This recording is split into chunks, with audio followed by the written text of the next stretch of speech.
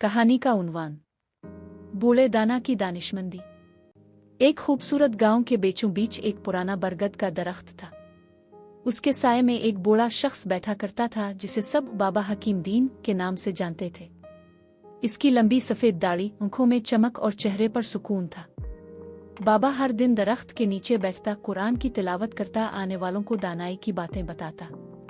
सब गांव वाले इसकी बहुत इज्जत करते थे और अक्सर इससे मशवरे लेने आते। एक दिन शहर से 3 नौजवान गांव आए। वो खुद को बहुत ज़हीन और तालीम याफ्ता समझते थे। उन्होंने सुना कि गांव में एक दाना बूढ़ा है, तो वो इसे आजमाइश में डालने का इरादा लेकर आए।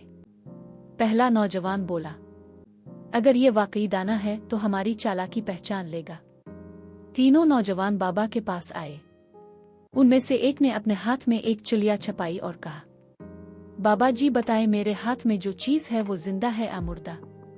अगर बाबा कहता कि चिड़िया जिंदा है तो वो इसे मार देता, और अगर कहता कि मुर्दा है तो वो इसे उड़ा देता। दोनों सूरतों में बाबा का जवाब गलत होता। बाबा ने मुस्करा कर उनकी तरफ देखा, फिर आसमान की तरफ निगाह की और कहा, बेटा, तुम्हारे हाथ में जो है वो जिंदा भी हो सकती है और मुर्दा भी, लेकिन इसका फैसला मेरे इल्म से नहीं, तुम्हारे इरादे से होगा। जो तुम सोचोगे वही वो चिड़िया बनेगी। तीनों नौजवान शर्मिंदा हो गए।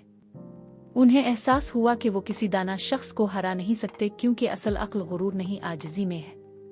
इस दिन के बाद उन तीनों नौजवानों ने बाबा से मुआफ़ी मांगी और उसके शागिर्द बन गए। वो सीखने लगे कि इल्म सिर्फ किताबों से नहीं बल्कि तजर्बे, सब्र और सच्चाई से भी हासिल होता है।